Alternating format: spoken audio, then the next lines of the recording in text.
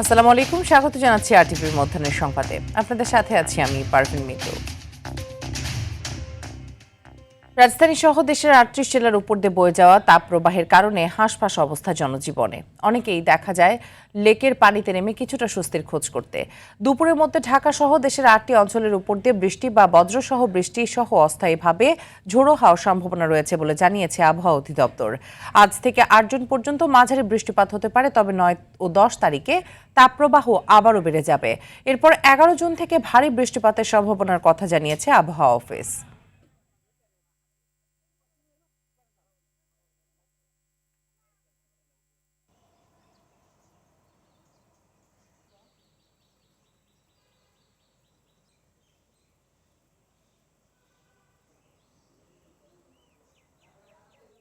দর্শক, এই বিষয়ে আরো জানাতে আবহাওয়া অফিস থেকে সরাসরি যুক্ত হচ্ছেন সহকর্মী সাদিয়া খানিস। সাদিয়া, বৃষ্টি ও আবহাওয়া নিয়ে কোনো স্বস্তির খবর আছে কিনা জানাবেন।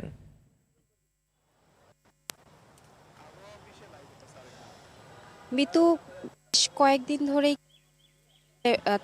তাপপ্রবাহ এল নিনোর প্রভাব কিন্তু দেশেও পড়েছে। সেই প্রভাবে পুড়ছে সারা দেশ। দিনের তাপ একেবারে নাজুক অবস্থা, খেটে খাওয়া মানুষ থেকে শুরু করে বিভিন্ন স্তরের মানুষের। তো সেই জায়গা থেকে কয়েকদিন ধরেই কিন্তু মানুষ করছিল বৃষ্টির কোনো তথ্য পাওয়া যায় কিনা। তো আমরা আবহাওয়া অধিদপ্তর থেকে জানতে পেরে আজ থেকে আগামী কয়েকদিন ঢাকা সহ দেশের বেশ কয়েকটি জেলার উপর দিয়ে আসলে ঝড়ো হাওয়া সহ বৃষ্টি বয়ে যেতে পারে। তবে এই স্বস্তির খবর দিলেও কিন্তু দিনের তাপমাত্রা কমার কোনো স্বস্তির খবর আবহাওয়া অধিদপ্তর আমাদেরকে জানাতে পারেননি।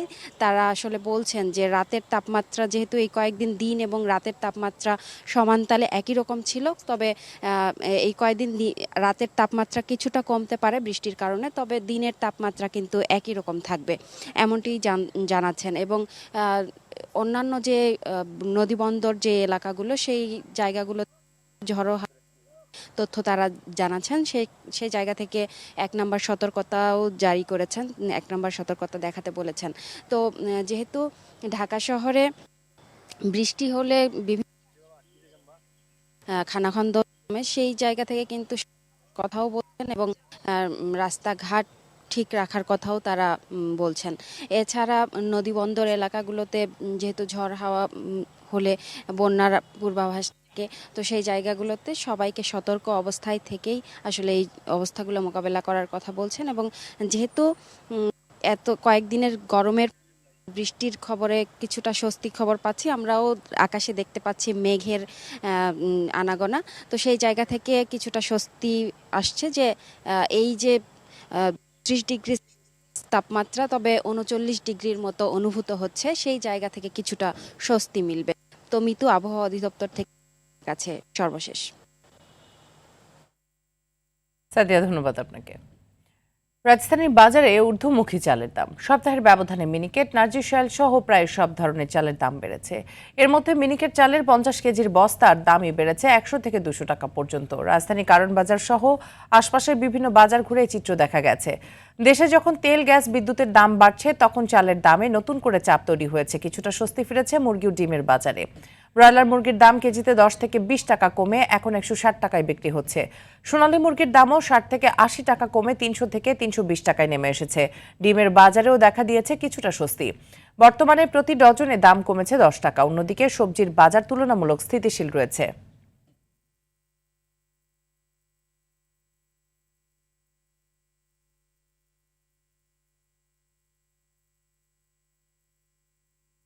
নিত্যপণ্যের দামের খবর জানাতে কারণ বাজার থেকে সরাসরি যুক্ত হচ্ছেন আমাদের সহকর্মী আব্দুর রহিম। রহিম, তেল ও বিদ্যুতের দাম বাড়ানোর পর নিত্যপণ্যের বাজারের কোনো প্রভাব দেখছেন কিনা জানাবেন।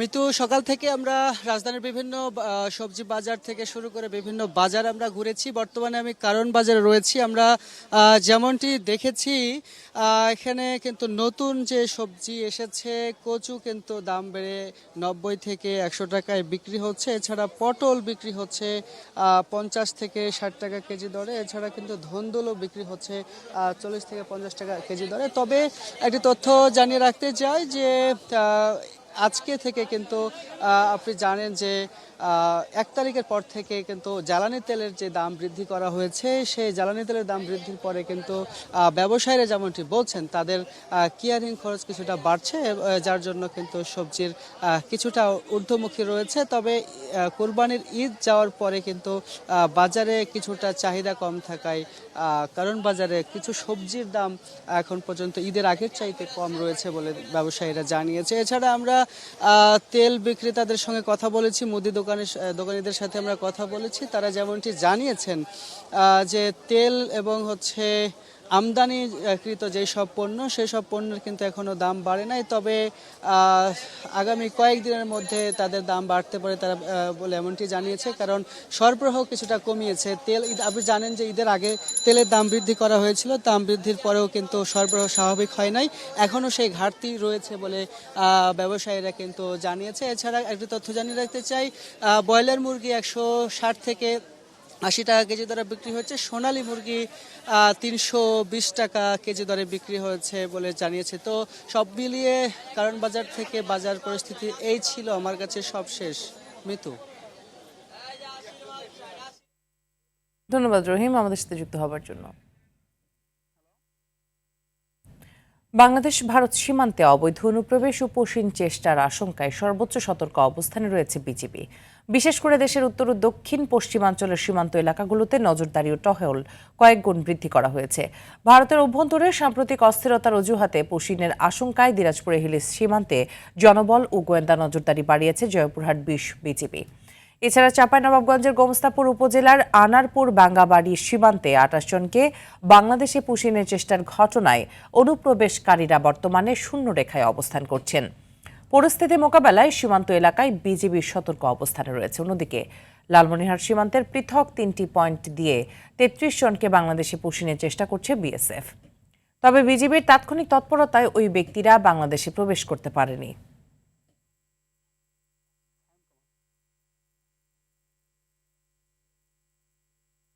এ বিষয়ে আরো জানাতে লালমনিরহাট থেকে সরাসরি যুক্ত হচ্ছেন সহকর্মী মিজানুর রহমান। মিজান, সীমান্তের বর্তমান পরিস্থিতি কি জানাবেন?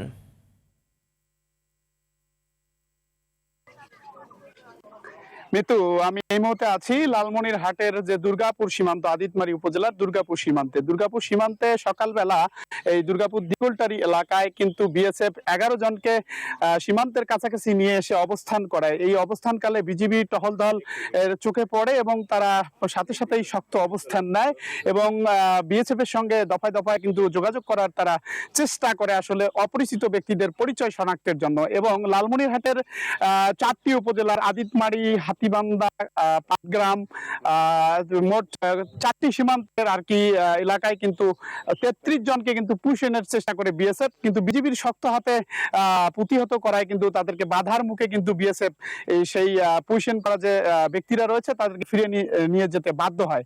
এছাড়া এই মুহূর্তে আমি যেখানে রয়েছি এখানে কিন্তু উৎসুক জনতার ভিড় আছে। পাশাপাশি পুশিনের কথা শোনার পরে কিন্তু 15 বিজিবির পক্ষ থেকে কিন্তু এখানে বিজিবির যে সিও আছে তিনি বিএসএফ এর সঙ্গে যোগাযোগ করার চেষ্টা করছেন এবং পাশাপাশি কিন্তু যেখানে পুশিন করার কথা সেখানে বিজিবি সিও কিন্তু সেখানে পরিদর্শনে গেছেন।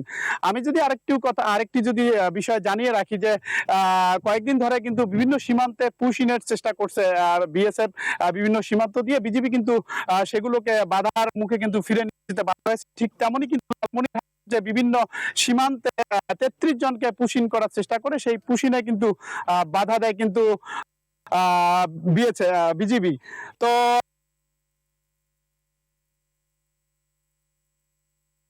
জানানো হবে। অসংখ্য ধন্যবাদ আপনাকে আমাদের সাথে যুক্ত হবার জন্য। রাজবাড়ীর দৌলদিয়া ফেরিঘাটে আবারও নিয়ন্ত্রণ হারিয়ে নদীতে পড়ে ডুবে গেছে বাস। সকাল 9:30টার দিকে ফেরিঘাটের 7 নম্বর প্লাটুনে ঘটনা ঘটে। এ সময় চালক ও সহকারীকে উদ্ধার করা হয়েছে, তবে কোনো যাত্রী হতাহত হয়নি।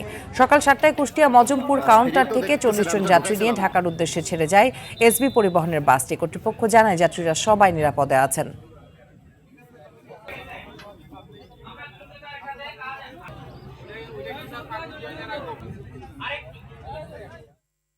বাংলাদেশের সঙ্গে রাজনৈতিক ও কৌশলগত সম্পর্ক বাড়াতে 3 দিনের সফরে ঢাকায় এসেছেন তুরস্কের পররাষ্ট্রমন্ত্রী হাকান ফিদান। বৃহস্পতিবার রাতে ঢাকায় পৌঁছান তিনি। এ সময় তিনি স্বাগত জানান পররাষ্ট্রমন্ত্রী খলিলুর রহমান। রাজধানীর একটি হোটেলে দুই পররাষ্ট্রমন্ত্রীর সঙ্গে বৈঠক অনুষ্ঠিত হওয়ার পরে কথা বলছেন পররাষ্ট্রমন্ত্রী খলিলুর রহমান। সরাসরি চলে যাচ্ছি সেখানে। This will continue to play in cooperation and collaboration with friends like Turkey to promote peace, stability, economic progress, shared prosperity, wider cooperation in mutually beneficial issues and areas, and sustainable development for both our peoples.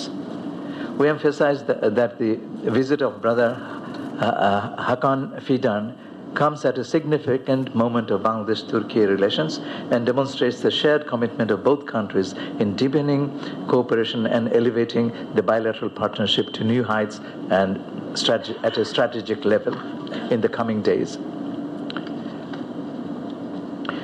As per the directives of my Prime Minister, Mr. Tariq Rahman, we also shed light on the possibility to sign a free trade agreement with Turkey.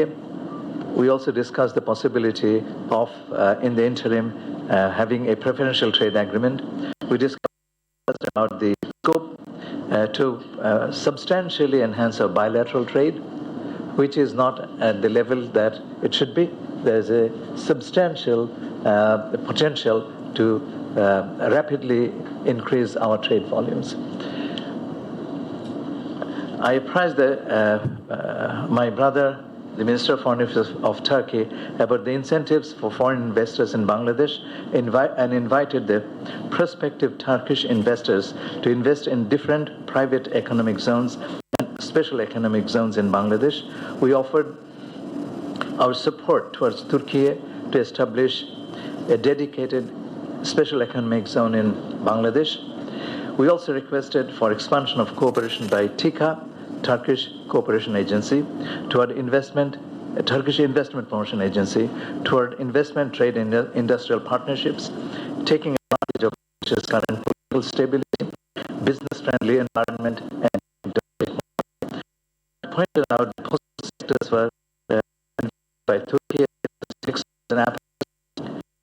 defense, IT, manufacturing, shipbuilding, pharmaceuticals, infrastructure, renewable energy, ICT, smart technologies, and civil aviation. We propose that Turkey may build or develop an international standard hospital and দর্শক দেখছিলেন পররাষ্ট্রমন্ত্রী খলিলুর রহমানের বক্তব্যের অংশবিশেষ। সিরাজগঞ্জ ও ব্রাহ্মণবাড়িয়ায় সড়ক দুর্ঘটনায় 6 জন নিহত হয়েছে। সিরাজগঞ্জের বেলকুচিতে বাস চাপায় এক নারী সহ 3 ভ্যান যাত্রী নিহত হয়েছে। ভোর 6টার দিকে সিরাজগঞ্জ বেলকুচি আঞ্চলিক সড়কের মেঘুল্লায় এই দুর্ঘটনা ঘটে। ফায়ার সার্ভিস জানায় বেলকুচিগামী একটি যাত্রীবাহী ভ্যানের এক্সেল ভেঙে সেটি রাস্তার মাঝে চলে আসে। এ সময় বিপরীত দিক থেকে আসা দ্রুতগতির একটি বাস ভ্যানটিকে চাপা দেয়। এতে ঘটনাস্থলেই ভ্যান চালক সহ 3 জন মারা যায়। আর আহত একজনকে উপজেলা স্বাস্থ্য কমপ্লেক্সে ভর্তি করা হয়েছে। এদিকে ব্রাহ্মণবাড়িয়া সদরে পিকআপ ভ্যানের চাপায় সিএনজি চালিত অটোরিকশার 3 যাত্রী নিহত হয়েছে। সকালে উপজেলার 42 শহরে এই দুর্ঘটনা হয়।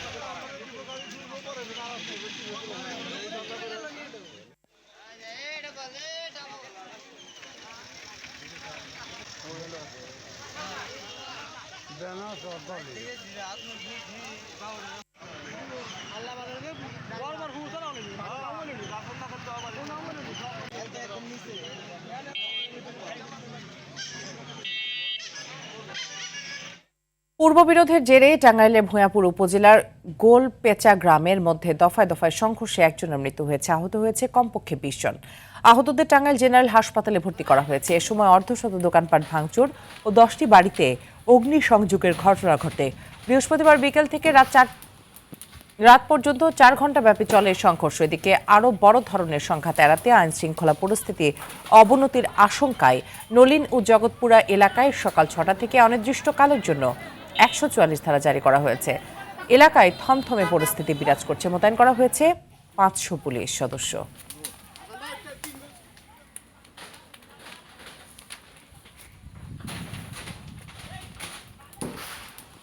মধ্যাহ্নের সংবাদ এ পর্যন্তই। দুপুরের সংবাদ 2:45টায় দেখার আমন্ত্রণ রইল।